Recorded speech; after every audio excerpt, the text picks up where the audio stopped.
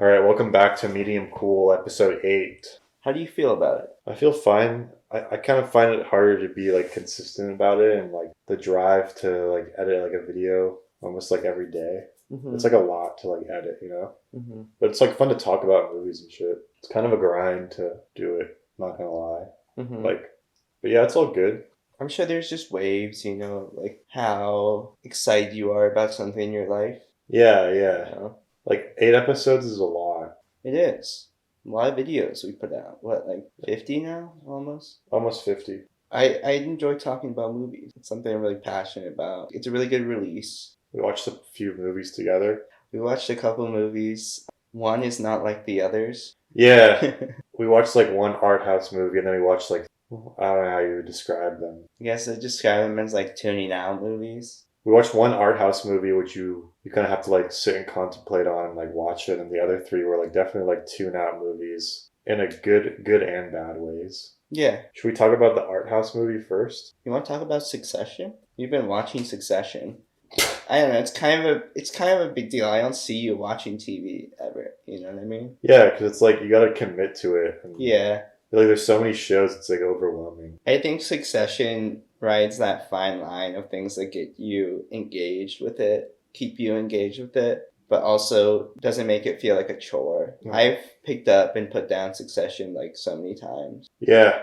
But I'm like 5 episodes in, Yeah. and like I'm into it. Like I'm gonna watch another episode and see where I'm at with it. Yeah. You do it episode by episode? Yeah. That's dangerous. I'll watch one episode and I'm like, oh, that's pretty good. I'll watch another one. But yeah, I'm doing episode by episode and like we'll see what happens. Yeah, that's... If I like the next episode, then I'll probably keep watching it. But if I don't, then... Yeah, that's dangerous, dude. Because maybe it's just going to be a fluke episode, You just have to hit every time for you. That's crazy. I don't know. There's like some episodes that are definitely better than the other ones. Yeah, well, obviously, yeah. What draws you to it, though? Like, what draws you to the show? I don't know. You don't necessarily have to know what's going on. Mm-hmm. It's just kind of like the characters. Mm-hmm. Yeah, like I like the dad a lot. Yeah. Like everything with the dad is good. Yeah, everything with the dad is good. Yeah. Logan Roy. Yeah, there's so much business lingo and stuff. Yeah. In it. I remember talking to our friend Cole. He's like a finance guy. Yeah, he works for Weatherby Asset Management. Weatherby Asset Management, yes. And he was talking about like Succession and business lingo, and he's like, wow, they make it feel like you're really in it. All this business bullshit, Yeah. that they do to each other. Fucking Kendall will say shit that like isn't real, just like some business lingo. I really like that. I really like that aspect of it. I really like pieces of media where the main characters are people you root against. Yeah, you like kind of like anti-hero. Yeah. Not anti-hero as in like, oh, look how satirical this is, American Psycho, Mm-hmm.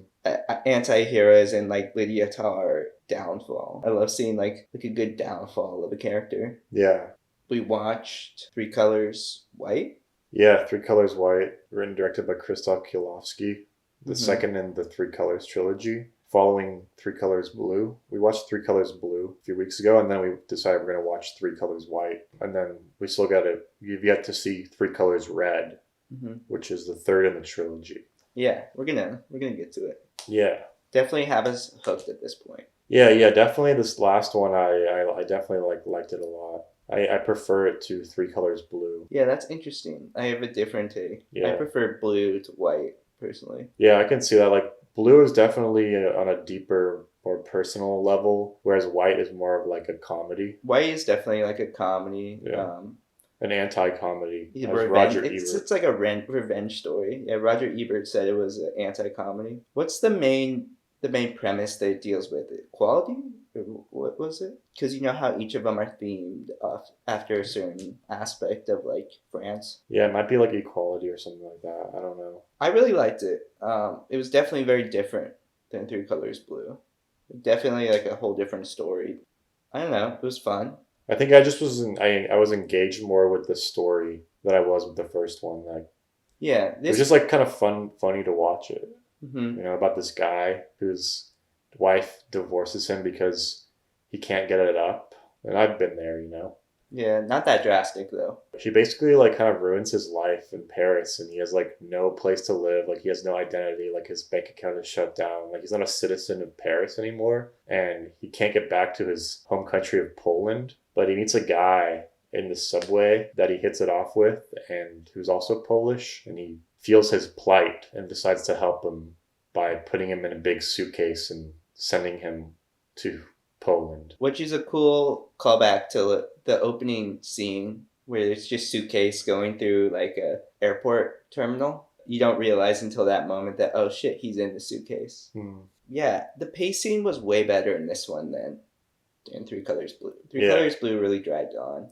This is like things are moving and things are happening. It's kind of hard to keep up with a little bit, knowing that you have the preconceived idea of how the first one's structured, and then you go to the second one, you're like, is this really happening? Like, what's going on here, you know? The main character, it's really hard to know his motivations a lot of time because he never explains it to anyone. It's all very reactionary storytelling, you know? Yeah. And it's a revenge. It's like a romantic revenge movie. Yeah, which like is crazy. I've never really seen one of those before. Yeah, it's a different type of revenge movie because when he goes back to Poland, he rebuilds his life. But he does it, his motivation to do it is because he wants to get back at his ex-wife for ruining his life. Mm-hmm. But he's still in love with her. It's a weird relationship. It's Julie Delpy, right? Yeah, Julie Delpy. She just wants to ruin this guy's life. She's like, I really want you. Like, I want you, but you can't get hard. And he kind of just like goes on this like tear of like, I'm gonna ruin your life, but not in a malicious way, in a satisfactory way to him, where it's like she loves him again and he fucks her over. Mm-hmm. Yeah, it's a really unique way of going about this sort of revenge love story thing. I haven't really seen anything like that before. It's a different way of telling like a revenge story. Yeah. Over like a broken heart. But yeah, she like definitely like kind of like fucks him over a little bit. Mm-hmm. Oh yeah. Well, she's like, her character's an object of desire throughout the whole movie. You don't really know any of her motivations or what she's doing, you know? She's kind of just this thing he's trying to get back to, you know, this object. There's that scene where he calls her and she's like taunting him while she's having sex with someone else. I don't know. That's so weird. It's never explained. It's never explained what she's doing, you know? It's just like she does these things to like prod him, you know, and like poke him to do something. It's interesting how it's more of a Polish movie than a French movie because the first one is definitely like it's all in France, and this one is like, I think the fact that it is Polish kind of makes it like this sort of tragi-comedy thing that goes going on. It like feels very Polish, the whole movie. Oh yeah. I'm like 50% Polish. I understand it. I don't know how else to explain it other than like every Polish movie, someone's gonna get beat up. It's gonna look bleak as hell. Yeah. It's gonna be sad. Yeah. And you just have this, like, every Polish person knows you have this like Polish luck to you. You know? Like it's either really good luck or you sometimes just like get really fucking bad luck. Yeah. And it just happens to all of us. I don't know how to explain it. You can kind of see it in like Roman Polanski's work too. Yeah, definitely. Because like yeah, like these little silly Polish men. Yeah, I think like it's like in Polish culture inherently to take L's. Like we just like fucking take L's, and that's just kind of our personality. Yeah, the starkness of it, and you even see it in. Dude, did you ever see Ida? No. The black and white Polish one? No. What about like Cold War? You know the movie Cold War? No. Polish black and white one? No. Dude, Ida's like one of my favorite movies from the 2010s, like 43 or foreign films. It's about like a nun in like 1960s Poland. It's the same type of like starkness. Yeah. And shit, dude. Yeah. Cold War is like definitely like another black and white. You know, it takes place during the Cold War in Poland, and it's like a dedication to his parents. Paulo Polaski, who directed it, it's like a dedication to like his parents. But it's the same sort of feel, the Polish aesthetic. Yeah. Also, I want to shout out Andrzej Zulawski, who directed Possession, too. I think he's Polish. Yeah, I think he is. Yeah, that guy also has like a stark view on shit. Yeah. Yeah. I don't know what it is. You just get beat down. Just taken out. Yeah, there's like a vibe to it. Yeah. Yeah. It's like a little depressing. Like Poland looks a little depressing in Three Colors White, but it came out in 1994. 1993 was Three Colors Blue, and then 94 both White and Red came Oh, out. that's right. Yeah, they both came out the same year, which is pretty impressive.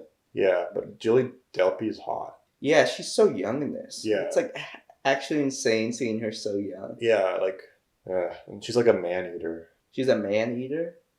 I don't know, like, her character wasn't fleshed out enough to know if she was or not. You know what I mean? Yeah. Like, this came out the year before Sunset.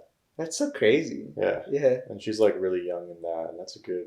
Have you ever seen Before Sunset? Mm-hmm. Yeah. I've seen the first one, yeah. Yeah. I like the first one, so I haven't seen the third one, but I should watch it. Like, it's just like every time I put it on, it's too real for me. Like the shit that's going on with like him and his son. It's like I relate to it like too much, and I kind of got sad. Thinking Before Midnight, where it's like this kid is like parents are divorced, and he's the one who has to fly everywhere to see them, but they live their own separate lives far away from each other, and it's like the kid who has to like do all the traveling and shit to like see their parents and shit. Yeah. Which I'm kind of like, what the fuck, dude? You know, like why is it on the child? Yeah. To like do all like the traveling and shit. Like why don't the parents come and see the kid? Yeah. Real shit. Yeah, dude. We watched Gone in 60 Seconds from 2000, directed by Dominic Sena, written by Scott Rosenberg, Nicolas Cage, Angelina Jolie, Giovanni Ribisi, Robert Duvall, Timothy Oliphant. Dude, this movie, I don't think we've reviewed too many movies that we like didn't like. But I think this one and then the next movie we're going to talk about, we probably didn't really like them that much. We didn't like... This movie was like pretty mid. Yeah. To like not good. And yeah, it was just simply on like the premise is cool. Nick Cage is cool. All the actions are so poorly executed. There wasn't any action in it. There was no... Yeah, it was just like fucking... Oh, dude. No, it was just like mid on mid, and it just wasn't like that interesting at all, like to follow. And I thought this movie was supposed to be about cars, I guess. Yeah. But there's literally like me too. No car chases until like the end, and it's like not even that good of a car. It's not a chase, dude. It's like literally like, all right, reposition, shoot. All right, reposition, shoot. You know, like, and they do the weird like shaky cam, hide the action kind of shooting where like the stunt driver's not doing anything crazy. You know what I mean? And the characters are like not even interesting. They're not interesting. The story's like not fleshed out. It doesn't pace well. It's not cool. They're not cool people, even though they try to like make them sound so cool, you know? The only person that was believable was like maybe Nick Cage. Seems like he was having fun with it, but like if it's going to be called Gone in 60 Seconds and the premise is, all right, we need to steal 50 high-end cars in a night, it better be fucking good. You know, it better be like cool action. Yeah, That's what I expect. And it's not like bullshit with the story of like, where are they now? Oh, they're gonna steal this car. Oh, this roadblock's in their way. Oh, now they have to do... And it's like, dude, just show me some like fucking sick car stuff, you know? A lot of it was like insert shots. Oh, me hot wiring. Oh, me opening the engine. Me putting this like clamp there. And the story doesn't make any sense. Like, basically, like it's about a guy who like gets in trouble with the mobster type British dude, and he has to like jack 50 cars for him or else he's gonna kill him. He's gonna kill his brother. Yeah. Well, I'm talking about from the younger brother's perspective. So he gets his... It doesn't make any sense of the motives of the characters, because Nicolas Cage's character has to come in to save his brother, and the way he's going to save his brother's life is if he steals 50 cars in one night. The fact that he wants to do it, it slowly starts to make less and less sense. Why he's doing it, dude. Yeah. It makes no sense, like, other than, oh, this moves the story along. Like, when the cops see Nick Cage, right? And they're like, oh, you're back in town. And he's like, I'm back in town on family business. They would arrest him right then. They know who he is. They know that he's going to steal these cars. But, yeah, like the whole ending... It doesn't even make any sense. He returns all the cars. I don't even care to spoil it. He returns all the cars, and then the guy's like, it's not good enough. This one's broken. And then they literally just kill him. They just kill him, and it makes everything not even worth whatever the fuck. Like, they could have just killed him in the first place or some shit like that, you know? No, I don't know. I don't know, dude. I don't know. Yeah, and you knew when they were going to he wasn't going to accept that they had all the cars. Yeah. You knew that. Yeah.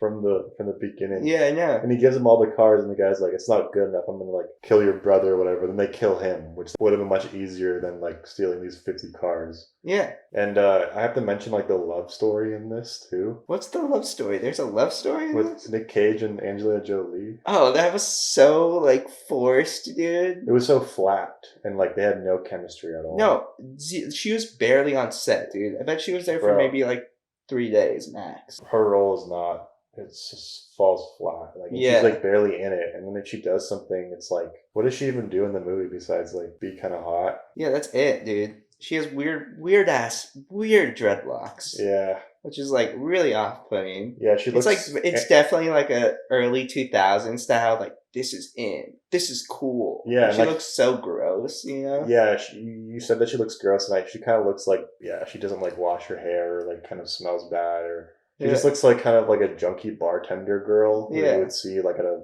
sleazy dive bar somewhere. And, Yeah.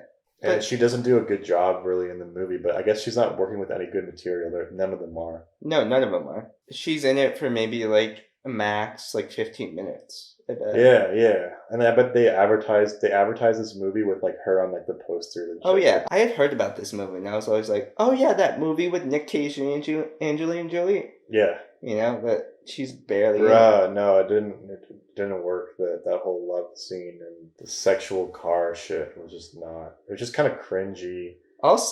Also, the reason Nick Cage left is such a bullshit reason. Because of course, like when you're introducing Nick Cage in a movie, it's like, I've been out of the game for too long. And it's Yeah. like, you have to come back. Your brother's in trouble. And he's like, fine, I'll do it. I'll steal these cars. But like, his reason for leaving was like such bullshit in the first place. His mom asked him to leave, so his brother wouldn't get involved, and his brother's involved. Like, what the fuck you doing not talking to your brother in like 20 years, you know? Giovanni Ribisi is such an idiot in the beginning. Like, why would you go and help him? Like, why would you, like, he's such a fucking, like, fuck up. Yeah. You know? Yeah. And Nicolas Cage is like, I have to do it because my brother, but it's like, dude, like, Giovanni Ribisi was just being completely reckless. It's not even like he was unlucky and got into a bad spot. He literally, like, fucking steals that car in the beginning and is just driving so fast, and all the cops, he's such a fuck up too. It just doesn't even make any sense, like the whole. Yeah. He looks gross too, dude. He looks sleazy as fuck, dude. And I also want to say that Robert Duvall is like one of my favorite actors of all time. I like seeing him on screen, and I liked him in this, you know what I mean? Like, he was alright. He was alright. He was like probably the best character there. Mm. Like, it seemed the most believable, you know? Yeah. But this movie made a lot of money. It did? Yeah, it made like over 200 million. Yeah. Like maybe 250 box office, and I think it might have cost like maybe like 80 million, maybe. Mm-hmm.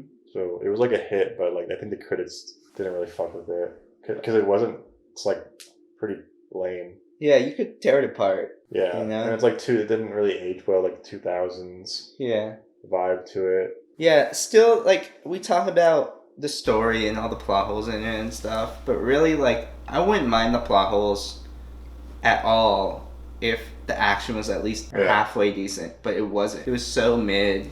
It was really mid. And, like, that whole thing just made the movie fall flat for me at the end. Because I feel like they kind of hooked you in the whole time of, like, the promise of some big action race or something like that through the streets of LA, but, like, fucking, it was an ambulance. Oh yeah, and You know? the whole time and space shit about it, where they're like, we're gonna get like to Long Beach in 30 minutes or something like that, and it's like they're in Long Beach like the next cut or something. Or logistically, it doesn't make any sense. You're like, we were watching it, and you're like, dude, they're downtown, and they have to get to Long Beach. Yeah, it's like 8 a.m. in the 30 morning. minutes. Yeah, it's like 8 a.m. Yeah, in the morning during rush hour. God. I'm glad we watched it though. Like, Yeah, we like watch it because of the Nick Cage stuff, and like it's fun to watch movies like that sometimes. Yeah, no, Especially it really with Nick is. Cage, because he takes it so seriously, but the whole movie is really corny and like it hasn't aged well. But it's fun to watch if you're like a Nick Cage fan, I guess. Yeah, I would say like check it out if you want like just something stupid to put on. We watched that Nick Cage movie, Gone in 60 Seconds, kind of a mid-driving movie. Then we watched another Nick Cage driving movie. We saw the movie Drive Angry. From 2011, directed by Patrick Lussier. Mm-hmm. Yeah, this movie, it kind of like blew me away a little bit. Yeah, me too. And like a way I didn't expect it to be. Like I thought it was gonna be like from the opening scene. I'm like, fuck, is this gonna be some fucking trash? Mm-hmm. I think in a way it is kind of trash. It's like Grindhouse. Yeah, that's why I love it. Yeah. I love how just ridiculous it is, Uh-huh. but it also like looks cool. You know, it's like made in like a way better than Gone in 60 Seconds. Like way cooler looking. The driving is cooler. The action is like cooler. Bonkers off the wall, insane. And I had lower expectations for this movie than I did for Gone in 60 Seconds. And to have them exceed my expectations made it so much better. Yeah, dude. Like, the reason I know that this is, like, a good... Like, I like this movie is because, like, I was getting, like, messages during it about some bullshit, you know? And usually, like, something like that can, like, tank my experience. But I was able to, like, kind of forget about it and, like, just, like, watch the movie because of just how fun it was to watch. Yeah. You know, this is, like, a fun movie to watch with the bros. Yeah. You know? Basically, what is the film about? So... It gets confusing. Basically, you're following Nick Cage. He's tried to track down this baby because he wants to get it back from this cult. Amber Heard is some waitress that he runs into, and he wants to use her car to try to get to somewhere in Louisiana, some prison in Louisiana, where the cult is. That's kind of It's a revenge movie. Yeah, it's a revenge rescue movie. Mm-hmm. He's going to get revenge on this guy that killed his daughter and also kidnapped the daughter's daughter. So he's on a rescue mission to go pick up his granddaughter and also get revenge on the guy who did it, who's a cult leader. Mm-hmm. I didn't know for the longest time that this movie had a sort of supernatural thing going on. Like at first I thought it was just like a Charles Bronson revenge 70s action movie. It has like so much more elements than that. It has like the devil is involved in everything and like other dimensions like going on. And but the thing is like that's like so implied. Yeah, they're so implied. There's all these little hints they leave around. Yeah. And apparently in the beginning he came back from hell. Yeah, that was the opening scene with the bad CGI. It was his car leaving hell. Yeah, but I thought that was just like a cool looking thing. I didn't even realize what that was. Yeah, because in any other movie, that could be like opening. The physics of the action, like, it doesn't like make any sense, but it's just so funny and so cool. Yeah. I love the scene where he's having sex with that cougar, and he also has to like fucking shoot all these guys that are coming into the room. It's so fucking funny, and like, it's just so the violence and it's just great. Yeah, it's like mid-sex. Yeah, mid-sex. He didn't pull out or anything. Yeah, he's just shooting all these people. No, it's just ridiculous, but like awesome. And if I had seen this back when it came out, like 12 years ago, when I was like 14, I probably would have like loved this movie. Yeah, because I like love it now. It's like there's like a charm to it. It's just like fun to watch. There is a charm. The CGI definitely doesn't hold up, but it is charming in a way. Yeah. Just how much CGI they put in it. Yeah. It's actually kind of crazy. Yeah, and I love the white trashiness of it. It's like See, that's what I was going to say. I hate that aspect of it, dude. Oh, really? It's so white trash. No, I love it. I love the American. I love like the like Southern American. They're like in whatever Mississippi or Oklahoma or whatever. Yeah. Like, I love that Southern like redneck type vibe. You know? Yeah. Like, this movie probably goes hard in the South. Oh, I bet it has a big following. Yeah. Yeah, it's very like Southern white trash. Kind of just influenced movie. Amber Heard is so Southern in this, dude. She's so hot. Amber Heard is so hot in this, dude. But she's like, I don't know. She doesn't slow down. She really is trying hard with this character to be like Southern belle, tomboy. Oh, man. You know, like tough girl, you know? Yeah, it's like Jessica Simpson, Dukes of Hazzard. Like, yeah. But I think she's pretty badass in this movie, not gonna lie. She is, but her character is like, again, doesn't really make any sense. Like, why the fuck does she want to do this? Like, why is she helping this guy? I guess because he saved her from her ex-boyfriend that was cheating on her. Yeah. Dude, honestly, I really like this movie. I want to watch it again. I want to watch it again because Nicolas Cage is just ridiculous in it. Like, he gets shot in the eye and like survives, and he gets shot in the eye. He's like, oh, I feel the bullet in my head or something. Yeah. Oh, we got to talk about the William Fichtner character. Yeah. Dude, he's such a G, dude. He's such a G. And there's so many situations, and the action in this is great. Okay, this movie, like, the action is great. Like, there's so many situations in this. you see where when an action scene's about to happen, and you're like, how is he gonna get through this one? Like, how is he gonna get through this? Yeah. Like so many times, and it's just like the most ridiculous scenarios, and like the action scene ends, and you're like, huh, that's how you solve the problem. Yeah. Yeah, they did do a good job setting up, like, this is a tense moment. Someone's going to shoot someone who's going to get shot, you know? Like, yeah, and when I love that, the actors in this ridiculous movie, like, really commit, though. Yeah, they do. They really commit. Like, everyone, even the extries and everything. Like, yeah, I really like the villain. Like, the actor in that was... I loved him, dude. Yeah, he really fit. He really, like, went hard at the role. Dude, shit. He made that role like so much. He elevated the movie because of his commitment. Yeah, and, like, you can't say that about a lot of movies, you know. Yeah.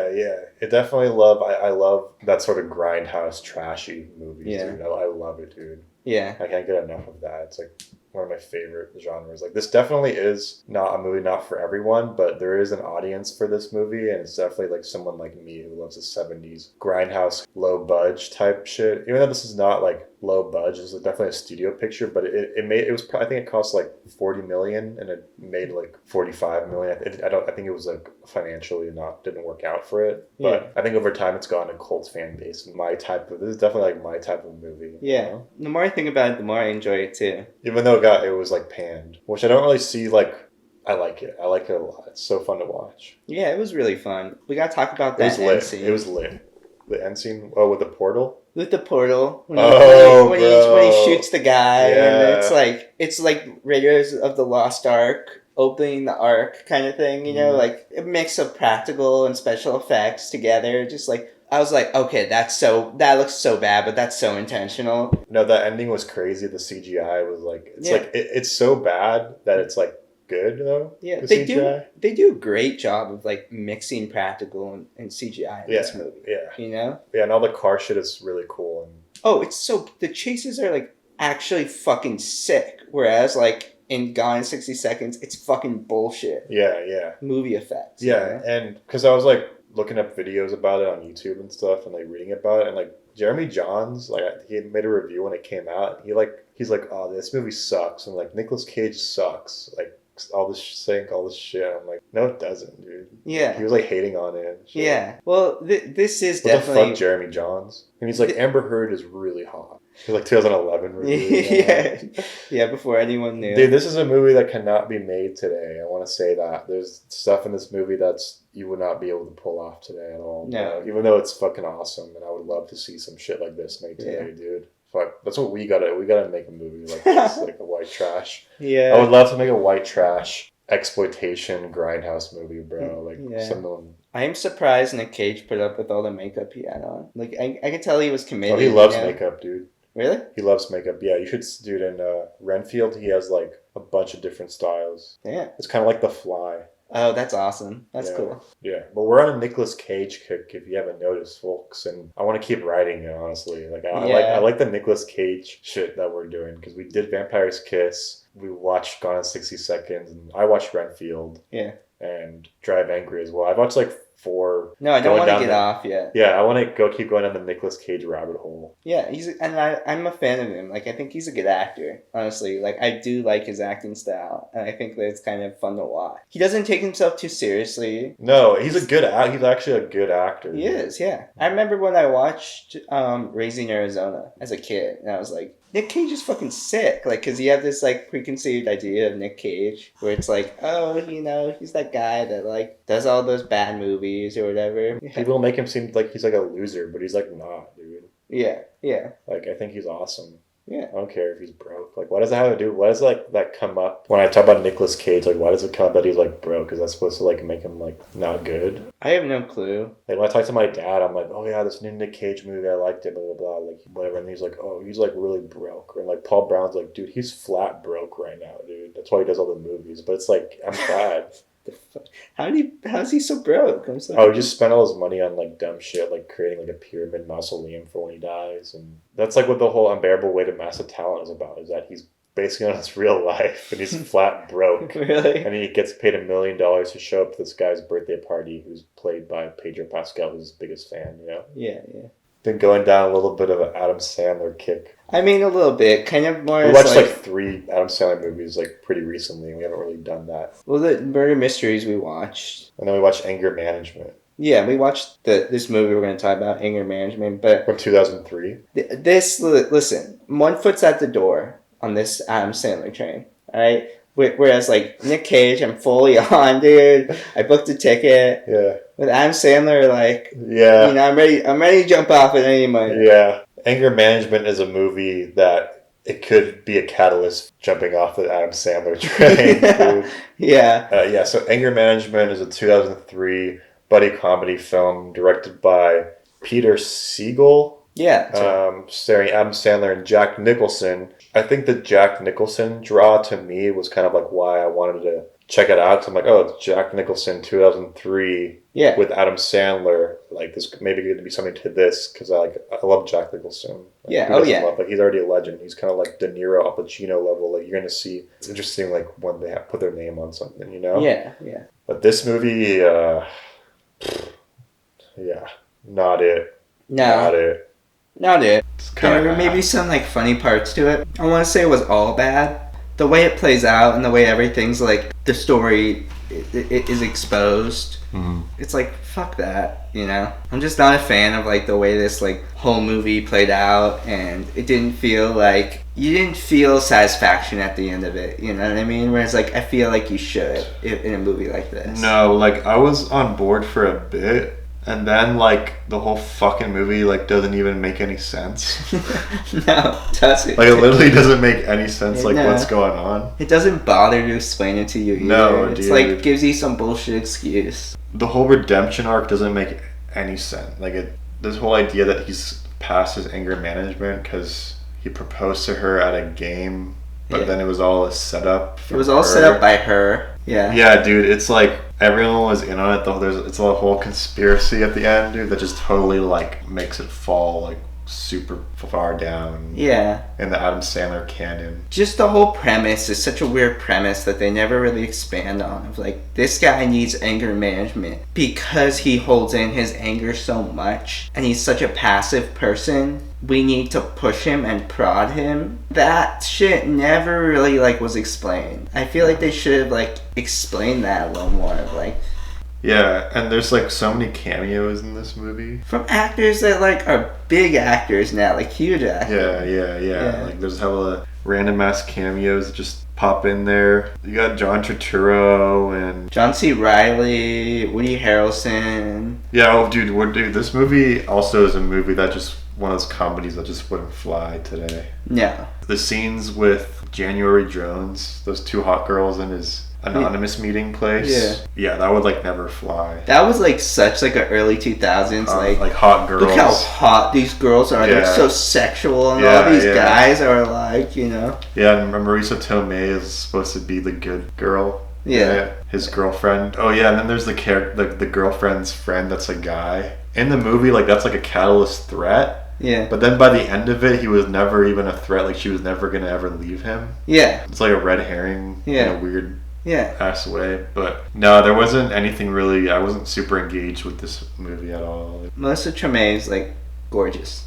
Oh yeah, and there's the scene with Heather Graham. Oh yeah, Heather Graham's in this. Yeah. That was so weird, dude. This whole thing's like so weird. She's so hot, dude. All the motivations are so fucking weird in this movie. I watched it because of Jack Nicholson, and I got a Jack Nicholson performance out of it. So was it really like a loss on my part? You know what I mean? At least I saw Jack Nicholson play this character.